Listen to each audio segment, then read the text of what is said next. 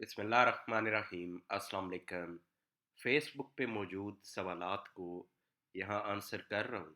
वैसे तो आंसर दे दिए जाते हैं फ़ेसबुक पे भी, लेकिन वो जवाब के बाद फिर आगे मज़ीद सवालात पैदा हो जाते हैं। तो इसलिए सोचा कि यहाँ तफसील से ज़रा बात की जाए। ये सबसे पहले मोइन साहब हैं। अब इनका ये क्वेश्चन है।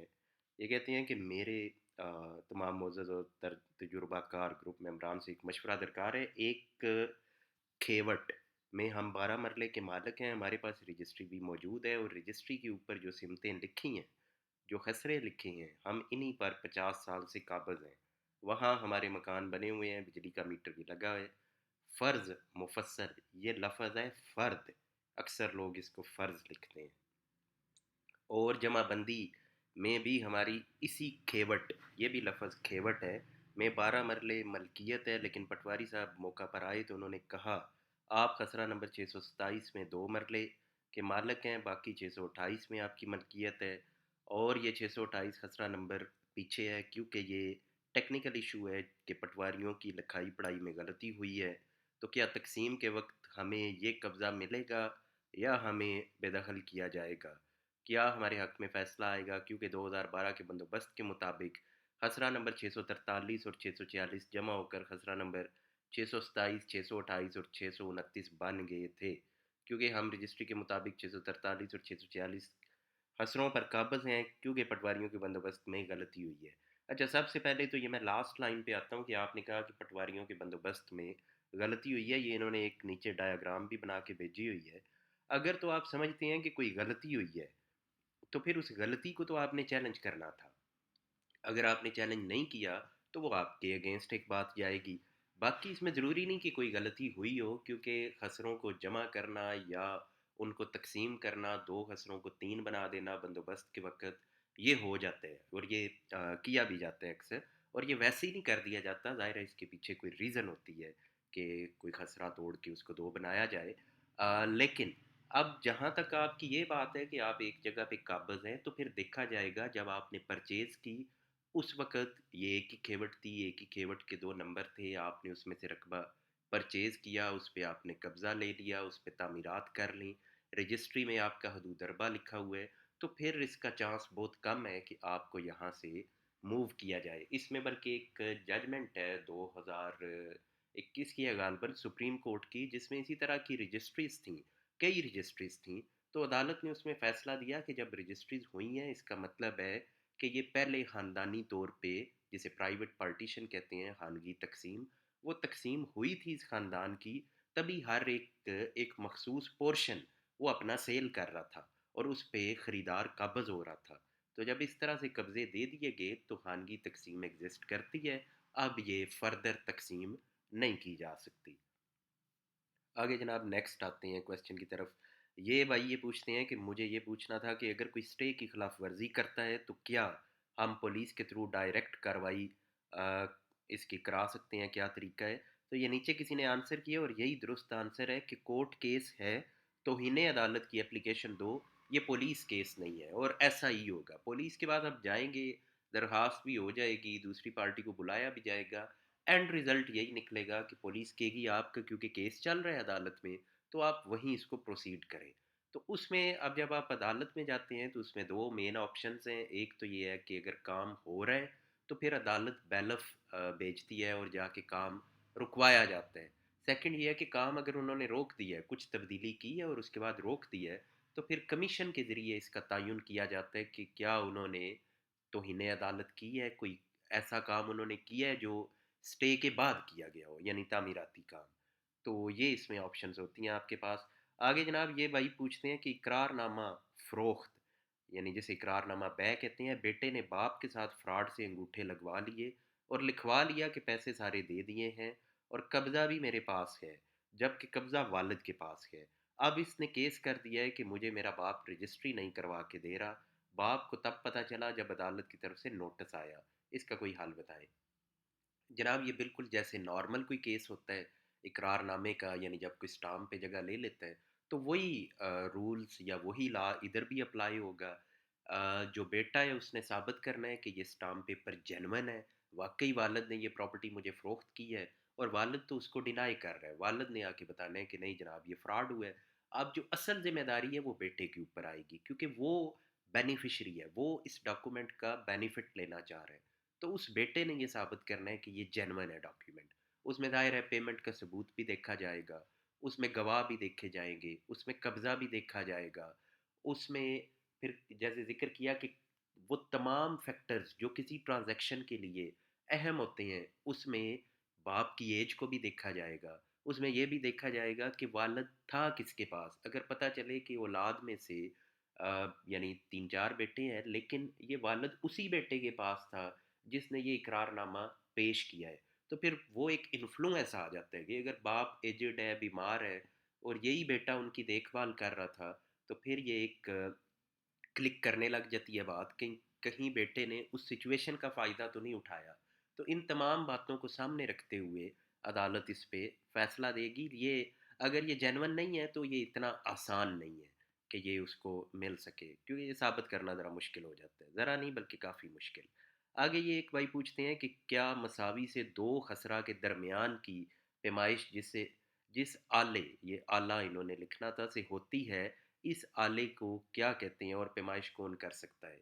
اب دو خسروں کے درمیان کی تو پیمائش نہیں ہوتی، دو خسروں کی اصل پیمائش ہوتی ہے، اور اس کا جو اصل طریقہ ہے جو قانون میں لکھا ہے وہ تو یہی ہے، جب کبھی آپ نے پیمائش کرنی ہے تو کسی فکس پوائنٹ سے، یعنی جو ایسا فکس پوائنٹ جس پہ کسی کا اعتراض نہ ہو، کوئی ریلوے لائن، کوئی جی ٹی روڈ یا کوئی مین روڈ، اس سے آپ اس کو چلا کے لے کے آتے ہیں تمام خسرہ جات کو پورا کرتے ہوئے۔ آپ کے جو خسرہ جات ہیں ان کو میئر کیا جاتا ہے۔ اس کے لیے ایک پیمانہ یوز ہوتا تھا، میں نے کیونکہ وہ دیکھا نہیں ہے، اب تو وہ ہوتا نہیں ہے، ایٹ لیسٹ ہمارے ایریا میں نہیں ہے، اسے جریب کہتے ہیں۔ یہ زنجیر ہوتی ہے، لوہے کی زنجیر، اس کے ذریعے پہلے پیمائش ہوتی تھی۔ اس میں بھی سنا ہے کہ جنہوں نے فراڈ کرنا ہوتا تھا، وہ زنجیر ہے نا، تو اس کو تھوڑا سا آپ سائڈ سے جب گھماؤ گے تو وہ چھوٹی ہو جاتی تھی، یعنی فارمولے ان لوگوں نے رکھے ہوئے ہوتے تھے کیسے پیمائش میں فرق ڈالنا ہے۔ بہرحال اب تو خیر وہ یوز نہیں ہوتی، اب جو نارمل میئرنگ ٹیپ ہے جسے آپ عرف عام میں فیتا کہتے ہیں، تو اس کے ذریعے آپ اس کو میئر کرتے ہیں۔ پٹواری صاحبان کے پاس بھی وہی ہوتا ہے، بلکہ وہ تو آپ یوں سمجھ لیں خالی آ جاتے ہیں، جن کی پیمائش کرنی ہے انہیں کہتے ہیں جی فیتا لے آؤ، تو بس وہی آپ کی اسی سے میئرمنٹ کی جاتی ہے۔ وہ جو جریب ہے وہ ایز سچ اب میں نے نہیں اس کو کہیں یوز ہوتے ہوئے دیکھا۔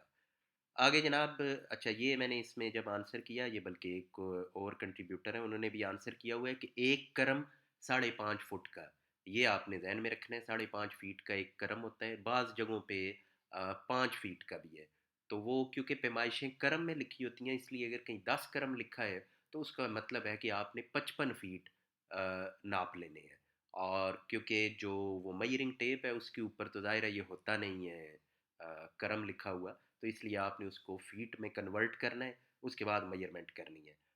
اچھا جناب، یہ ایک سوال ہے، ایک بھائی یہ کہتے ہیں کہ 6 بہنیں تھیں، اس میں سے ایک کا انتقال ہو گیا ہے، اور ان کے نام 4 مرلے 37 فٹ کی جگہ ہے، اور ان کے وارثان میں اس خاتون کی والدہ ہے، یعنی اس خاتون کی اولاد نہیں ہے، تو اس لیے وارث ان کے کون ہے؟ والدہ، شوہر اور 5 بہنیں۔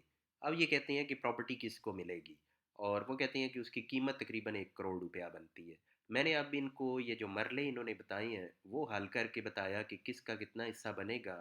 اس میں تھوڑی کنفیوژن آ رہی ہے کیونکہ وہ کہتے ہیں پٹواری صاحب جو ہیں وہ کچھ اور ترتیب بنا کے دے رہے ہیں، اور میں کوئی اور ترتیب بتا رہا ہوں۔ میں اس کو تھوڑا سا یہاں ایکسپلین کر دیتا ہوں۔